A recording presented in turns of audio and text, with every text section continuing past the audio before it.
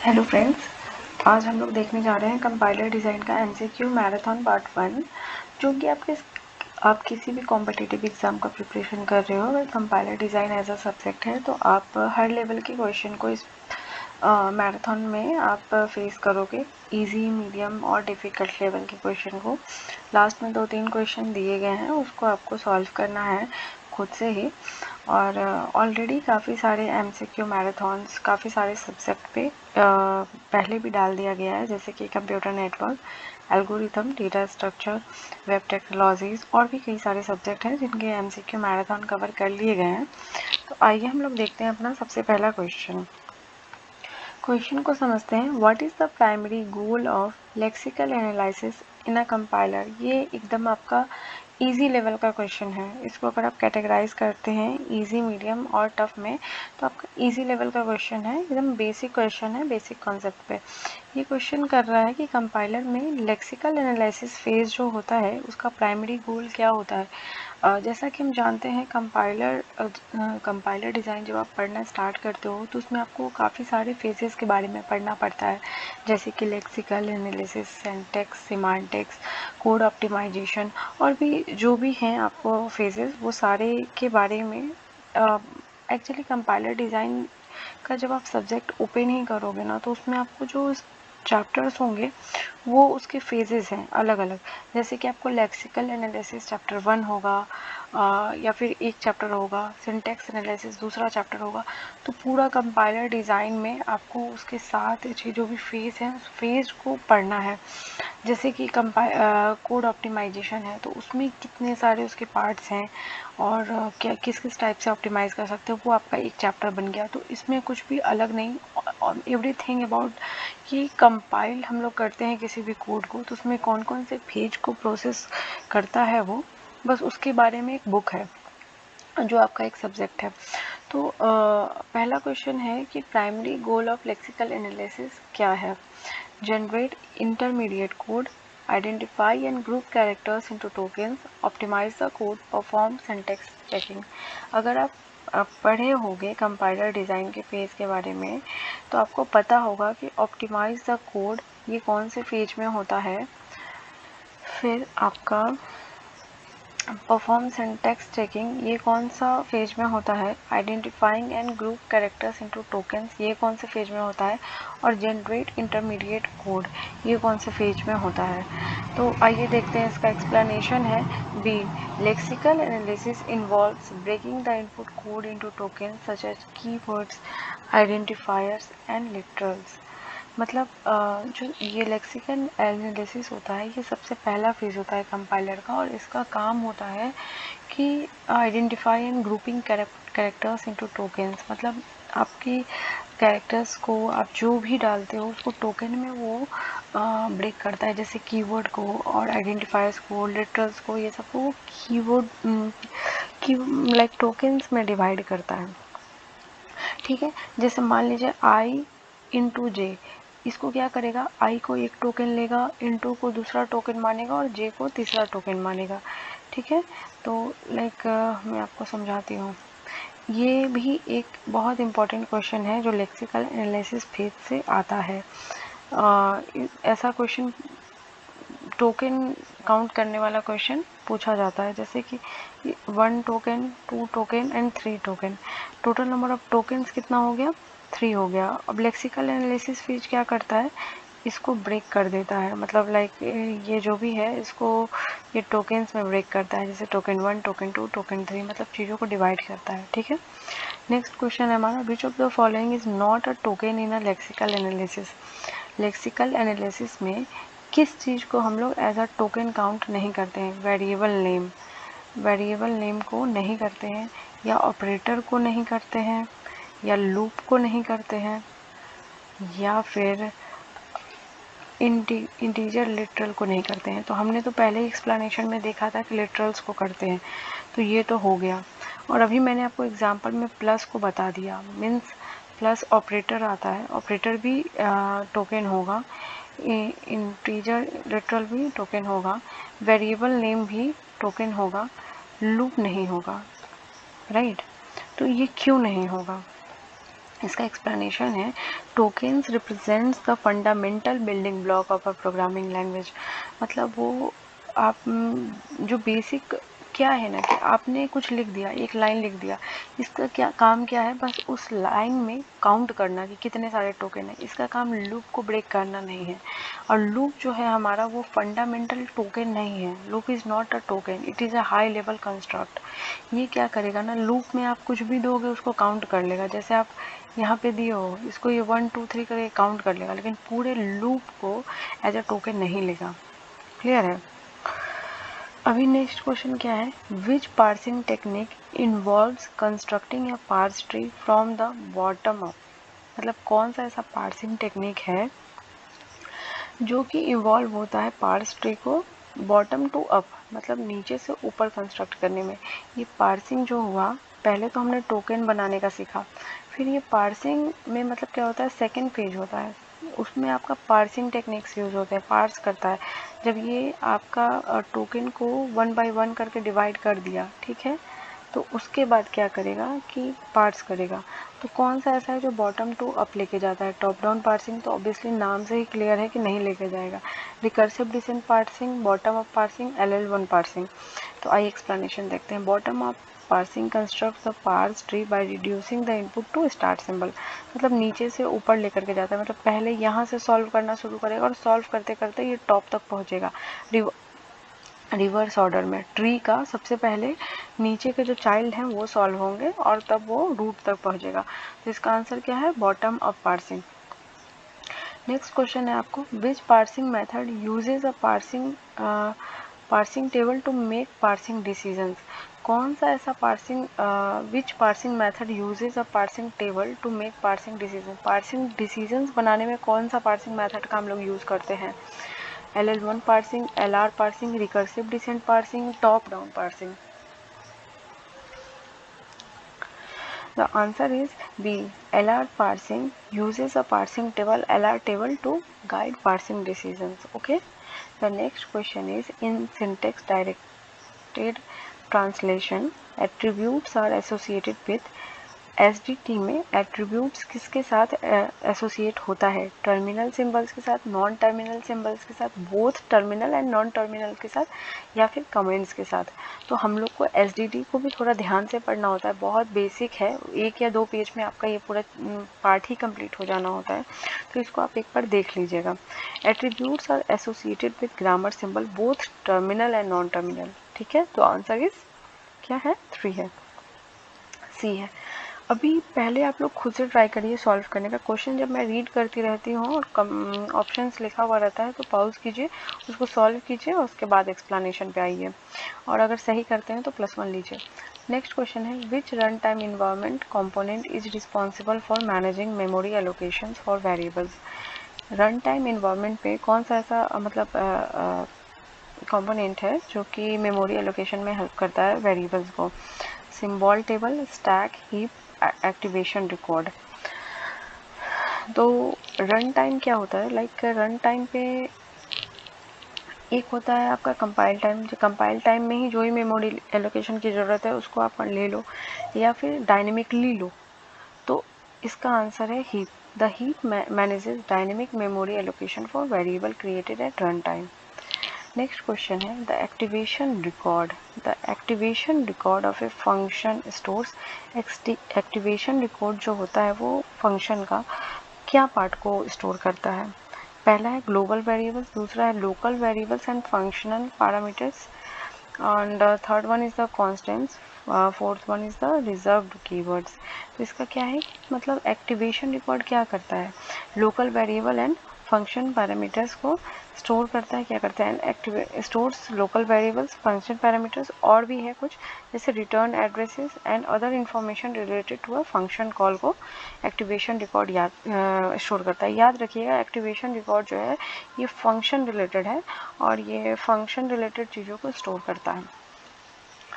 And the next question is, what is the purpose of generating intermediate code in a compiler. हम लोग intermediate code क्यों generate करते हैं compiler में? इसका पर्पस क्या होता है? Direct execution of code, optimisation of code, translation of machine code, या error detection.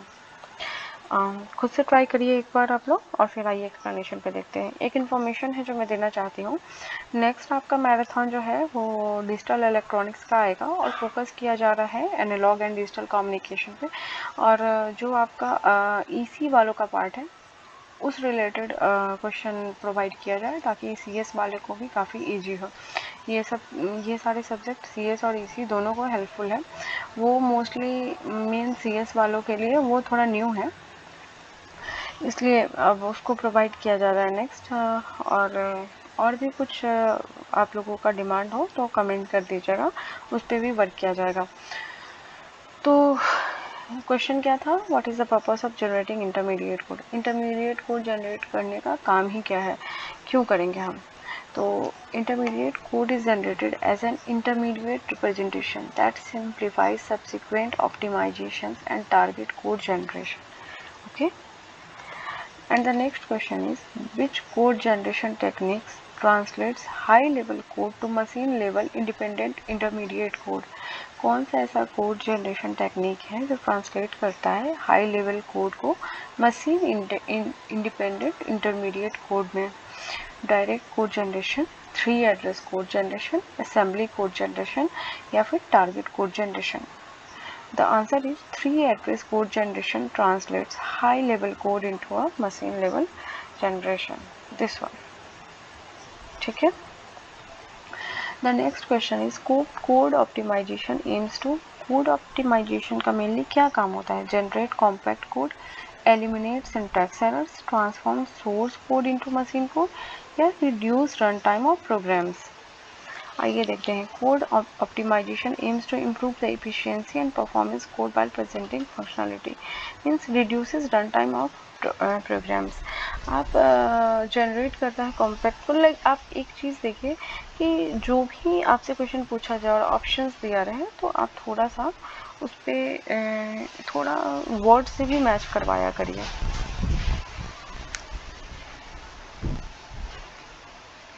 The next question is, this type of optimization focuses on reducing the number of instructions executed।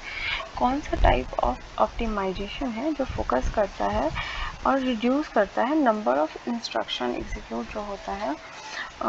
ये किस optimisation method के through होता है, space optimisation, time optimisation, loop optimisation या code motion optimisation. तो time optimisation aims to reduce the execution time of the program by minimizing the number of instructions executed। Okay, जब भी आप code optimisation पढ़िएगा, ये थोड़ा थ्योरेटिकल है, कुछ न्यूमेरिकल बेस्ड भी क्वेश्चन होते हैं इसके, लेकिन आप जितने टाइप के ऑप्टिमाइजेशन मेथड है ना उसको थोड़ा ध्यान से विथ वन एग्जांपल तो ज़रूर समझने का कोशिश कीजिएगा, क्वेश्चन इससे पूछा जाता है। नेक्स्ट क्वेश्चन है, what is the loop fusion in code optimization. Code optimization में लूप फ्यूज़न टर्म का क्या यूज़ है। फर्स्ट वन, कंबाइनिंग 2 और more loops into a single loop. Second one, breaking a loop into a smaller nested loops. Third one, eliminating loops entirely. Fourth one is transforming loops into recursive functions. The answer is loop fusion। इसका definition देखिए, involves combining multiple loops that iterate over similar range into a single loop to reduce overhead and improve cache locality। The next question is, what is the primary purpose of semantic action in syntax directed translation? To specify the grammar rules, to optimize the code, to generate intermediate code, to attach attributes to grammar symbols। पहले आप खुद से try करो क्या होता है, उसके बाद आइए एक्सप्लेनेशन देखते हैं। Explanation is, semantic actions are used to attach attributes to grammar symbols and perform specific tasks during translation। Next question is, LR1 parsing is more powerful than LL1 parsing because LR1 more powerful है LL1 से, क्यों। LR1 uses backtracking, LR1 can handle left recursion, LR1 can handle more grammars with left context, LR1 requires fewer grammar rules। The answer is, LR1 parsing can handle more complex grammars including those with left recursion and left context। Okay,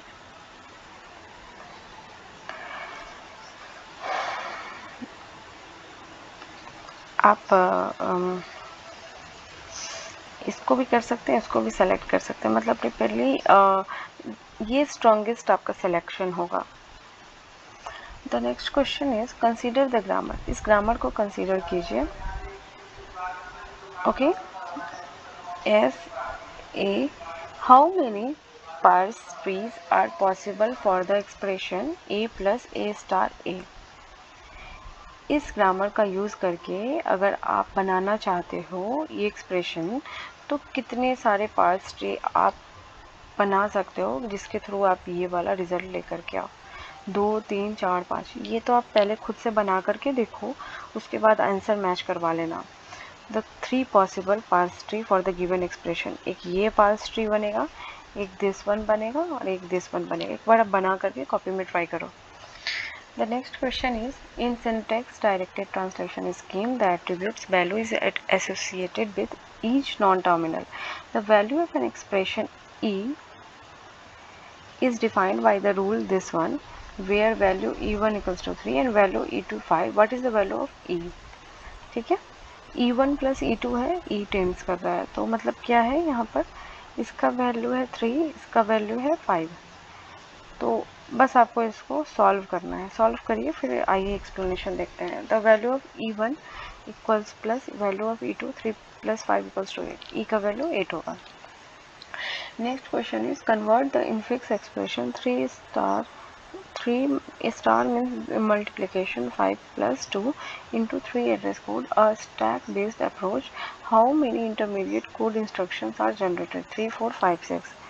Explanation is the conversion generates the following intermediate code. T1 equals to 3, T2 5, T3 क्या हो जाएगा, T1 into 2 हो जाएगा, T4 क्या हो जाएगा, T3 plus 2 हो जाएगा। So 4 instructions are generated.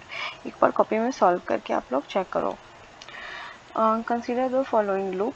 इस लूप को कंसीडर करो। यहाँ पे क्या कर रहा है, i इक्वल्स टू 0, ये सेम i के लिए चल रहा है, ये j के लिए चल रहा है, फिर x प्लस। अब यहाँ पर क्या कर रहा है कि if the loop interchange optimizing is applies, how does it affect cache performance.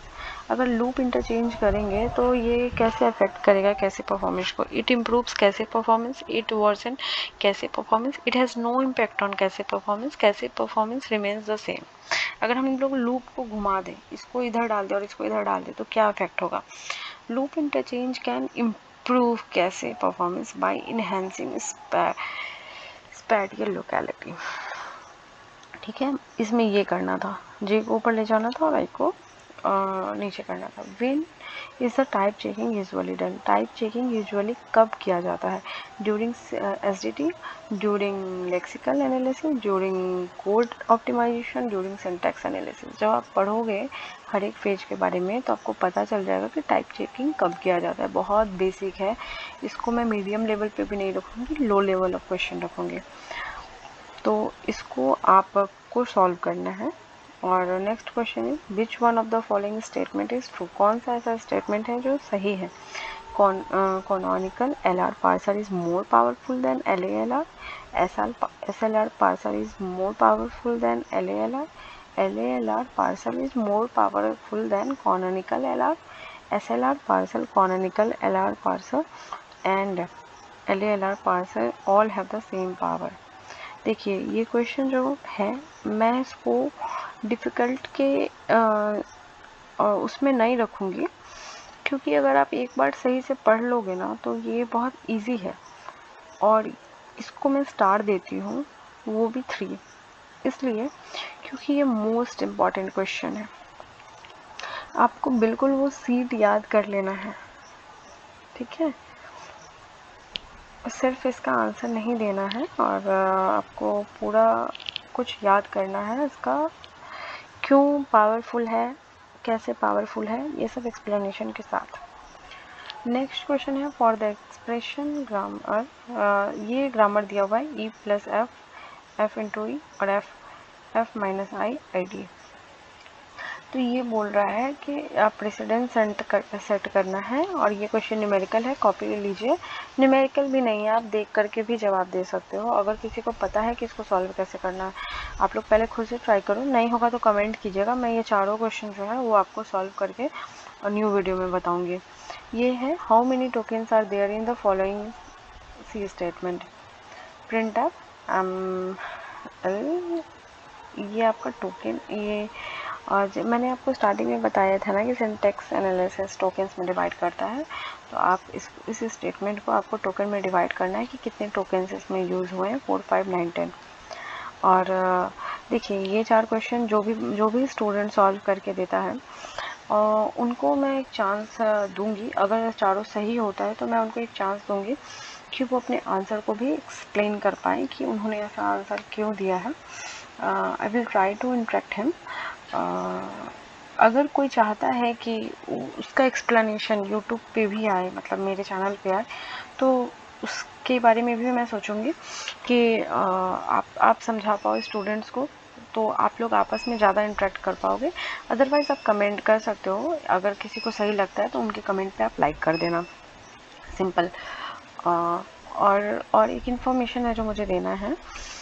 अगर कोई ऑलरेडी एक्सपीरियंस कैंडिडेट है जिसके पास ऑलरेडी एक्सपीरियंस है और he is looking for any job change और समथिंग, तो आप मेरे मेल आईडी पर अपना CV भी ड्रॉप कर सकते हो। I will help you on that also. और कोई फ्रेशर है and he want the guidance, कैसे जॉब आपको, कहाँ आपको मिल सकता है जॉब फ्रेशर बेस पे, आपका क्या स्किल्स है जो इम्प्रूव किया जाए, जो आपको अब तक के लिए प्राइवेट जॉब मिल जाए। तो वो भी अपने मेल में अपना पूरा डिटेल्स भेज दीजिएगा। मैं उनको भी पर्सनली हेल्प करूँगी कि आपके लिए कौन से कंपनी में अगर कुछ कर पाऊँगी तो मैं डेफिनेटली करूँगी। और अगर कोई है ऐसा कैंडिडेट जिसको जॉब की ज़रूरत हो तो उनको भी आप बोलिए चैनल को सब्सक्राइब करें और मेल सेंड कर दे वो, और आप रेफरेंस दीजिएगा। अगर मैं कुछ कर पाऊँगी तो डेफिनेटली मैं करूँगी। डिपेंड्स ऑन द आपका CV क्या है, एक्सपीरियंस कितना है, और फ्रेशर के लिए मैं क्या कर सकती हूँ। ठीक है, ओके, चलिए, थैंक यू सो मच। अगर देखते रहिए वीडियो, सब्सक्राइब कीजिए, शेयर कीजिए, वीडियो अच्छा लगा हो तो लाइक कीजिए। थैंक यू, फिर मिलते हैं नेक्स्ट वीडियो में। Bye, good night.